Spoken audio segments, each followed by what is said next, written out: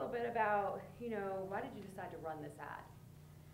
I wanted to embolden the public who have been intimidated in recent years by the homosexual agenda not to speak up. And basically, they're after the younger crowd, the young children, and the older people. They're just hoping that we die, go away, and hopefully we'll kick the bucket. Or, if matter of fact, if we don't do that, just to shut up. And that's basically what they're wanting us to do, is to be quiet. And so I'm speaking up for probably the silent majority, and I believe most people believe the same way that I believe. What is this homosexual agenda that you're talking about? Well, a number of years ago, there was a man by the name of Swift, and it can be Googled, and you could get his copy of his original agenda.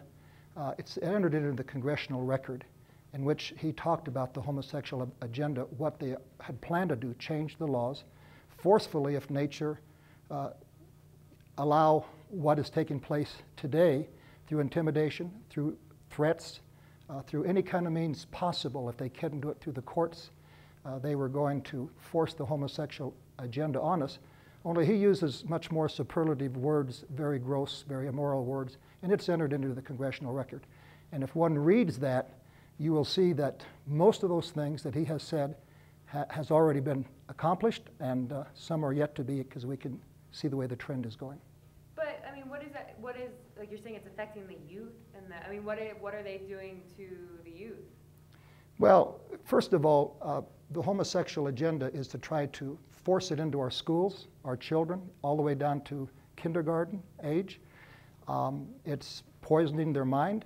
For 70 years, homosexuality was considered a mental disorder. Only by the threats and intimidation, and I mean physical threats, not just verbal threats, but physical threats, has the Psychiatric Association, the ABA, Medical Association, changed their stance and have rewritten the textbooks to accommodate the homosexual agenda. And the only reason why they've done it, not because of common sense or because it's the right thing to do, but because of by threats and intimidation. So you're saying the agenda is what, for these kids in school? What is their agenda, to make them think that it's okay, or? It's for homosexuality to be totally accepted. Not just the fact that they said initially all we want to do is come out of the closet and just be left alone. That's really not their agenda. Even marriage is not their agenda. Their agenda is for the homosexual agenda to be totally accepted, not just in writing, not just in schools or colleges or down to our grade schools, but in our churches, so that we have to hire homosexuals, we have to kowtow, bow down to what their belief system is on these moral issues, and it's contrary to nature, it's contrary to society, and a good society. The morals and ethics and the values are destroyed in our kids. In Sweden right now, a man by the name of Åke Green, whom I had out here a number of years ago, just for preaching a sermon, or actually reading the scriptures in his church, he was given a 30-day jail sentence. And they rioted in the streets because they didn't think that that was enough. They wanted him to spend at least a year in jail. Went through all the way to the European Union. It lasted for several years. And they ultimately still found him guilty, but they did away with the sentence. In Sweden today, if somebody comes to your church and wants you to marry them, if you don't marry them, you have to find somebody to marry them, or you can be put in jail, or your church can be fined. Today, with the youth in Sweden, a new thing has come out in the school system that no longer are boys and girls toys placed one side to the other. They have to be intermingled so that the kids can go and make up their own mind if they want to be a girl or a boy. And those are things that are contrary to our established society and our values and personal values. So are you saying that the only reason why that society is, because gay marriage is legal in a lot of states, and are you saying the only reason why it's allowed is because this group was physically threatening these groups? They have. Dr. Monteith wrote a book back in about 1991, and also this man by the name of Swift that I mentioned. That was on their agenda, that they would burn the churches, they would destroy them. It's happened in San Francisco. I've got articles written by our local newspaper here, of them surrounding a church in San Francisco, baring their breast, coming into the lobby, telling the pastor that they wanted their little children, they wanted their little girls, they wanted to do things to them. And the cops were restrained from arresting them because they had an ordinance that assisted the homosexuals. They went to the pastor's house, they tried to set it on fire, firebombed it, as a matter of fact, broke the windows, did the same thing at the church. And that's ultimately what they will do if they can't get it through legislation. So I guess what is your stance on homosexuality? Well, my stance is that it's a detriment to society, it's a detriment to our children, it's a detriment to the world, actually. It has no value system to it. If a homosexual wants to do his thing, let him do it, but don't force it in our schools, in our colleges, in our churches. Don't say that I have to accept it not only on paper, but I have to accept it in my mind and I have to practice it as a belief system. That's not acceptable, and that's the way the majority of Americans feel, and especially evangelical Christians.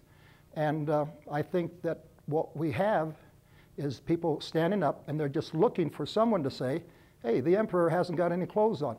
And that's what I'm here to embolden the people to stand up and speak out, because I know that the agenda for these people, as it has been for Focus on the Family and others, whenever they have spoken out, their property's been damaged.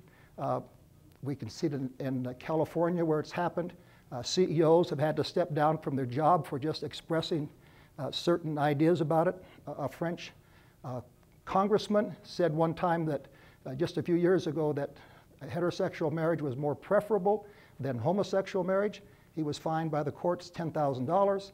And so that's the things that they're trying to impose upon us here in America. And Americans are not going to stand up for it, and we're not. If homosexuals want to be homosexual, that's their business. But I will tell you that it's our business to make sure that our children are protected. So when you're worried about the children, you're worried about them becoming accepting of this? Is that what you're afraid of? Accepting and being a part of it. And whether or not people like me for it, I could care less. It doesn't bother me one bit.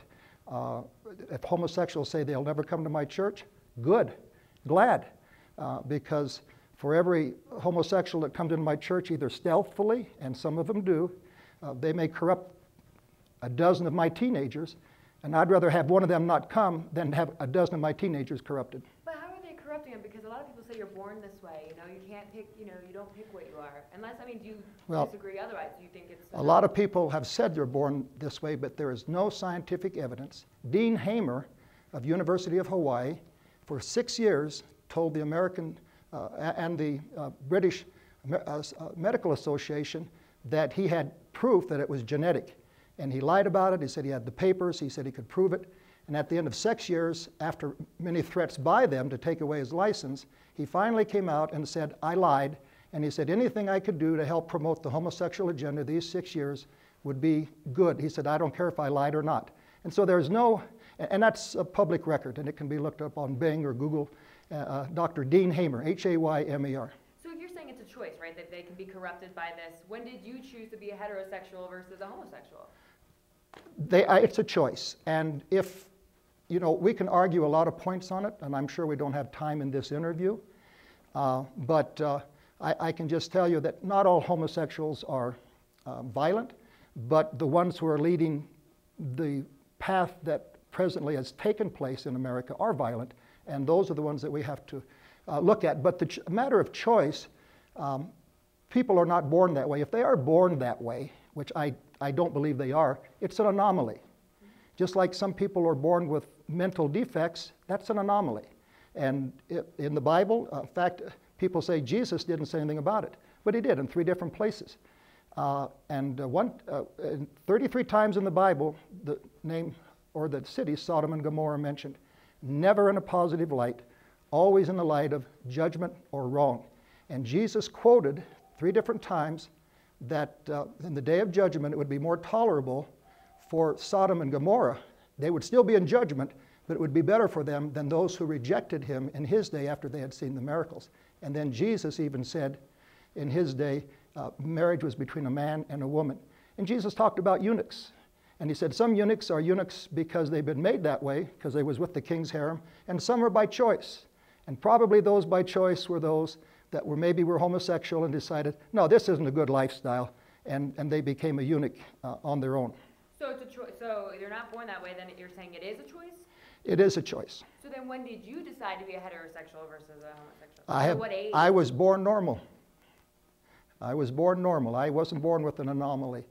And I will tell you that this is, I believe I'm an authority on it. I have stacks of information on it. And I have a brother who was a homosexual. First one married in Colorado back in 1974 to a man by the name of Pat Prince. And my brother came to this church with his lover, and he came, and I told him that I would probably be preaching on it at times, and he was welcome. And all those years that he was a homosexual, we never had a cross word. We understood each other.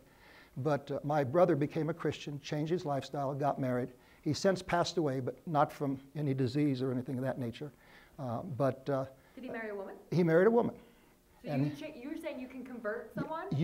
They can be if they want to. The problem is, in the homosexual community, they fight so hard against people who try to convert or try to get out of homosexuality that they intimidate them as bad as they do the heterosexuals. And it's very, very hard for them to come out of this, because it's kind of like any addiction, and it is a sexual addiction. And so it's very difficult and very hard. And there's only, what the statistics say, anywhere from between 1% and 3% of people that are homosexuals. And the fact of a church getting somebody because of the difficulty of converting these people because of the opposition that they receive from their own community is very, very small. So my philosophy is, if they want to be homosexual and they want to get out of it, I'll help them, we'll love them, we'll do all of that. But I'm not going to be here for somebody that is a rebellious. Jesus talked about the lost sheep, and I keep hearing that from people. What about the lost sheep? Well, he was a lost sheep. He wasn't a rebellious sheep. Rebellious sheep became lamb stew. And so that's the difference between a homosexual, is the fact that he is rebellious. He's not lost, because there's enough gospel and there's enough word come out. So he's in his rebellion. And you can't do much for people who are rebellious. So your brother was a homosexual. He came to your church. You helped convert him the right way. Well, I didn't, but Jesus did. But Christ came into his life. That with others? I'm saying Christ can do it with anybody if they want to. I've had about 7 different people who were in the homosexual lifestyle come and minister to our church over the years. And they all believe it can be done, and it's been happening in their lives. Do you know how many people you've changed so far, converted? I haven't tried, other than my brother that came to the Lord, because most of the time they don't come, and they won't come. And if they do come, and if you say anything about it, they usually get up and stomp out of the room. But, we don't get up and blast people and call them queers or, faggots or things of that nature. We talk, it's as much a sin as adultery is, or lying, or thefts. But if I had somebody in my church that was a habitual adulterer, or was in adultery, I would preach on it, and I preach on it. And I don't preach on homosexuality all the time. It's an occasion, but I only preach against it to help our young people and our people to take a stand against it. So it's something that can be converted. You said you can change if you are that way. Yes, you can. So why did you run the ad? To embolden people in the community because of what's happened in Indiana and Florida, where basically I was a little disappointed, and Governor Pence had backed down a little bit on the stance on it, and really that wasn't the intention of the law, and so people constantly end up apologizing, and I make no apology for it. I won't apologize for it, and I don't think we should apologize for it. Why are you so passionate about this? Because I think it's the biggest threat to American freedom of taking our rights away, more than guns. I think it's as great a threat to our American freedom of taking our rights away, socially, mentally, economically. I could get into the cost of all of those things. And our right, just as it happened in Sweden and with Oki Green and others, I think they're a threat emotionally, psychologically, and to our society as much as ISIS is to our physical. Why do you think they're such a threat? What are they doing so badly You know, I mean, I know they're physically harming people. Well, a good example is they talk about the Shepherd case, the boy that was killed a number of years ago in Wyoming, and it hit the news. And most of it was lies about it. Not most, all of it was lies. In fact, during the court case, which they have never really made public, it's been made public, but the papers have not picked it up or expounded upon it. The two guys that killed them were actually homosexuals. They'd had homosexual relationships with Shepherd just a few nights previous, and he happened to come into the bar, and they thought he was an easy pick to rob. At the same time, in Arkansas, same story, same time, a boy by the name of Jesse Dirksen, 13 years old, was abducted by two homosexuals, raped all night, beat up, and then eventually strangled with his shorts. Didn't get even hardly a column on that, and it only ran in the Tennessee papers and also in a couple of the southern states. No major network picked it up. And you can Google that, Jesse Dirksen, and it will come out and you'll see. They're trying to destroy our fabric, change our kids. Suicide rate in Sweden, in fact, the divorce rate is higher among homosexuals than it is heterosexuals. And same way in America. The FBI statistics tell us that homosexuals abuse one another more than heterosexuals do. So there is definitely some issues and mental problems that take place that we're not addressing. And what they're trying to do through marriage and through different ways of changing the law is changing the real facts about what has happened in the past, what has happened in our society. We still have, 11 million people with HIV. Most all of them are homosexual. If you go to the pharmacies, you're going to find out that some of those, to keep them alive and still performing their sexual duties, some of them are spending anywhere from $2,000 to $10,000 a month on medicine to stay alive, and the American public is flipping that bill. So what type of reaction have you gotten from putting this out? Because I've got people calling us human about it. Well, if there's people calling you, they have a certain group of people that go around the country or even locally that they're supposed to do their thing and make a big stink about it, make it sound like the whole world is upset about it. I expect that and even expect more. We have security here, we have all those things, and we're ready for any of those issues. And we'll prosecute anybody that comes in because,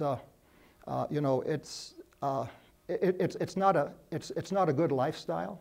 In fact, what happened a number of years ago in Village 7, when they took a stance against homosexuality, a group of 7 came into the church and disrupted the sermon and threw condoms all over the congregation. And they did catch them, but the church refused to prosecute them. I won't. I'll prosecute them. So okay. What's the reaction you've gotten? Well, my reaction is nothing but positive. We had some people on Facebook, but they don't give a rationale when they talk or speak and give a logical argument. Typically of what I said, threats, intimidation, vulgar words. They can't really speak legitimately and profoundly. It's all hate. And if anybody's hate mongering, it's the homosexual agenda. So, but what type of, have you gotten positive reaction from people? Yeah, people's called in yesterday and today, and some left on my recorder. Thank you for taking a stand. We really appreciate it. So, and I've not had any negative, and I have in the past have had negative, but it's the same ones that call all the time. Is this the first time you've run an ad against homosexuality before? No, I've done it numerous times in the past, or I can't say numerous, but several times in the past. Okay. I think the big issue too people are talking about is, this ad is creating more division in Colorado Springs and, and more intolerance. And as a pastor, it should be more to kind of create a community and that type of thing. I mean, Jesus came and he said, "I'm not come to send peace in the world. I came to send a sword," because of the conditions of the world at that time. They were going down the tubes. And Jesus, when he came, he made the establishment mad. And Jesus even told Herod, when he spoke up, he called him an old fox. And that word fox in the Bible really means desert jackal. And it meant a female jackal who was in heat.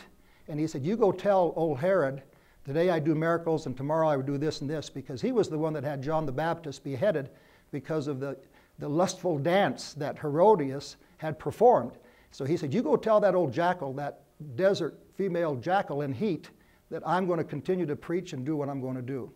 And I don't want to sound, bitter, but sometimes I'm taking a stance on these issues, and it's not popular. But I'm not in this for popularity. If it was, I wouldn't say a word. And I guess the biggest thing is, what do you want? Can you briefly describe for me what is the homosexuality agenda? What do you think that is? What's going into the schools? What are a couple brief things that they're doing? Well, I think it's in this article in Swift that they're trying to say that homosexuality is normal, and that and what's the agenda itself is to make everybody not just accept homosexuality and be tolerant. They want you to think the way that they do. They want you to be approachable. I have been approached by many people working in places on their jobs in big corporations where they have been approached by people who are homosexual, who put moves on them, and they go to the management, and the management says, well, we can't do anything here. We don't want any riots, and we don't want damage, so we're just going to move them to another department. But had that been a male on a female or a Christian on something else, they would have been fired. And so they are given actually more than preferential treatment. And they're out there in this article that I was telling you on Swift. I guarantee you, he puts it out there and lays it out, what he wants to do to our children. And if you read the articles and you see what has taken place in San Francisco and the intimidation for people who speak up against it, firebombing, and Christians don't do that. I write an article on it. I don't go out and go down to Tim Gill's place on Vermejo where the homosexual place is. I don't firebomb that. I don't go down there and write graffiti on the walls. And Christians don't. Only the homosexuals do. So homosexuals are violent? They're violent. Many of them. Not all of them. But the ones who spearhead this agenda are. And there are some, I've had a lot of good acquaintances of homosexuals in the past. And I've eaten with them, played golf with them. I had them in my home. And we get along quite well. But I'm talking about the violent ones, the ones that are out to change us, even if we don't want changed. So I guess the big thing is you're not upset by the reaction, the negative reaction that you're getting. I expected it even more. Okay. And you're sending a message, that's why. I'm sending a message to the public to stand up, speak out, because we're not going to be quiet. I'm not going to be quiet, and I hope that they don't. Okay. Overall, is there anything else you want to add that I didn't talk about? Anything you want the public to know? Stand up, be bold, and don't step down. Okay, and I have to ask, so people on Facebook Yes. were messaging all over them, Right. and they commented on the initials of the church. Do you know what they Yeah, well, yeah, we had a baseball team, and we wanted to not put so many letters on there, but we decided not to because of the initials of it. And so it's kind of a joke, kind of fun. But no, we speak well, and I can't say they're friends that I have all the time, but they are homosexual and lesbians, and I've worked with them in the past. We got along quite well. I'm talking about those people that are in your face and are trying to change America and our rights and our freedoms, and it's not going to happen, at least under my watch, in the area that I can help. But it stands for, fags. Yes. So, are you thinking you change your name anytime soon, or? Not at all. Okay. Not at all. Okay. We have the friendliest church in town. Okay. But we wouldn't tolerate anybody coming in and standing up and doing anything, because my security team's already got stuff. They will be prosecuted. So you're ready for it? I'm ready for it. All right. I hope not. I hope we don't have to do that, but we are.